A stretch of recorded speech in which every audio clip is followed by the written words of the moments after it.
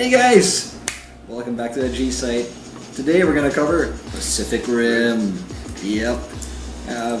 Plot, giant robots versus giant monsters. What more can you ask? That's all you need, baby. All you need. That's all the expectation. Okay, maybe a little more than that. Yeah. You know. Apparently, it's set. It's set. Well, the story starts in 2020, but when Charlie Hunnam's Raleigh Beckett character starts talking, he was 15 when the kaiju first came out. Right, right. The kaiju, it's the literal translation of kaiju from Japanese is giant beast. Yeah. So instead of coming from space, apparently there was a fissure. Yeah. In A rip in time or yeah, something. space and time, Yeah. very Doctor Who. That from under the ocean, and that's Yeah. where one by one these monsters started arriving. And eventually, the nations of the world had to unite, put aside their differences to build these giant robots, which Right. are called Jaegers. Yeah. German translation is hunter. And Jaegers have to be piloted by pairs, Yeah. because if it's just one person, They can't handle it. Their brains can't handle the synchronization with the robots. And there's a lot of badass punching and badass knocking around. Right. Until eventually it's shown that the kaiju aren't just Dumb beasts. dumb beasts. Yeah. There's a method to their madness of attacking. So the dilemma that the remaining resistance fighters is that they're running out of Jaegers, Yeah. and the major Pentecost Idris Elba, he has to gather his forces in order to do something in order to stop this invasion. Yeah. So this is like directed by Guillermo. Great Guillermo del Toro. del Thank you Toro. forever. Thank you. You know, he of Hellboy 1 and 2. Pan's Labyrinth. Yeah, Pan's Labyrinth and Blade 2. Yep. So yeah, this guy's always been on the geek radar. Yeah. You know, and you can see it. You can definitely see it in this movie. The guy is just fascinating. You know, he must have been Fanboy. fanboy. You know, guy must have grown up on all those old Japanese giant robot machine. You know, cartoons Yeah. and all giant monsters. You know, it's just basically his love of of this genre. It Yeah. just shows here. Yeah. And it's really a miracle that a movie like this has actually been made. Really. It's a miracle. Because, and he's a European. He's not American. Right. And for him to be able to have the cachet, and be able to pull the strings to say, I want to do a movie about giant robots. Yeah. And who are they fighting? Giant monsters. Yeah, and it costs $180 million. That's- But I can do it because I got special effects like the ones in Pan's Labyrinth. Yeah, that's how we talk. Okay, alright, cool. Anyway. It's like a weird Italian Mexican kind of accent. Okay, I've never heard it done. Yeah. So, yeah, man. I mean, first of all, this movie has to be seen in IMAX. Like we IMAX MOA to be exact. full on IMAX. None of those shitty IMAX Not the minis. half ones, okay? You know? Sorry, Aura, North EDSA, and coming SM and Megmall IMAX. MOA is it. Yeah. MOA is the shit. And the moment you see the first kaiju, we were like, whoa. Because it really just gives you that idea of scale. You know, the size of these things, of the robots, of the monsters.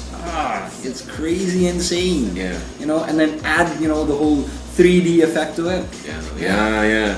And I think it was, IMAX size. Yeah. You know, it wasn't your usual, Cut off at the yeah, edges. letterbox. Yeah. Nothing like that. And Del Toro, he obviously shot this really for 3D. He did not Right. have this changed from No. the 3D format. I don't think so. Because even the effects of the smoke or the snow, Yeah. the stars, Yeah. full on 3D. Very, Yeah, really lots of depth there. yes.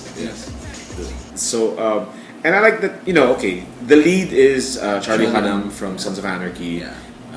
Again, using an American accent from his natural British. Is he British? I think he's British. Aussie. I think he's British. He's British, yeah. Okay. Because I listened to an interview with him the other day.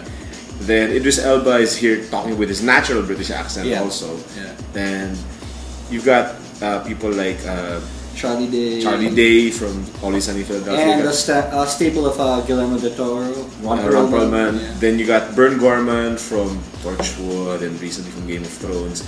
And he's got a good partnership here with Charlie Day. So Where was he in Game of Thrones? he's one of the Night's Watch. He's one of the Night's Watch. Yeah. I mean, the moment I saw him, I was like, hey, it's Bern Gorman. It's Owen from Torchwood. Because he's finally getting to do a lot more parts. Okay. And he was even on Revenge, I think, last season. Yeah. those guys plus the Japanese chick Rinko Kikuchi. Rinko Kikuchi. Never heard of her. Yeah. But she does look familiar. Yeah. So it's not big stars. Except, No. Except maybe you could consider Charlie Hunnam already because he's got his own show. Yeah, I mean Ron Perlman they're is recognizable guys. recognizable, But they're not what you call global international superstars. Exactly. Although Idris Elba is on the verge.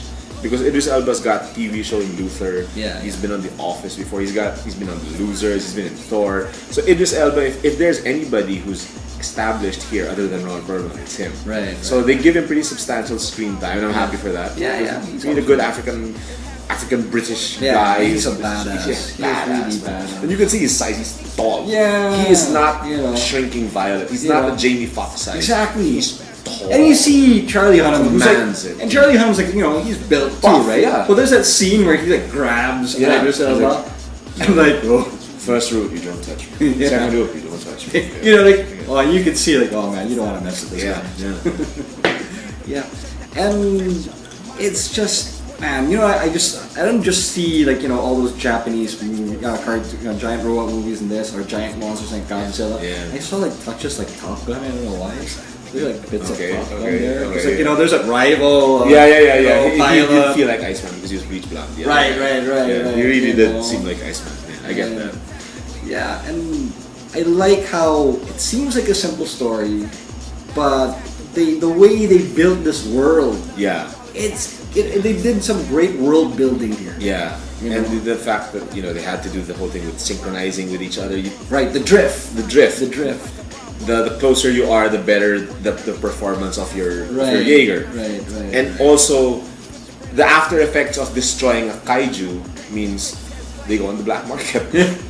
Every part of it goes on the black market to people like Hannibal Chow, which is Ron Perlman. Yeah. Even the parasites within are used. And I'm like, who thinks of stuff like that? Right. Apparently Guillermo del Toro does. So it's a very practical thing for people to do it to make makes sense, money. man. And It makes sense. they even use like the ribs as part of architecture already. Yeah. Leftover ribs.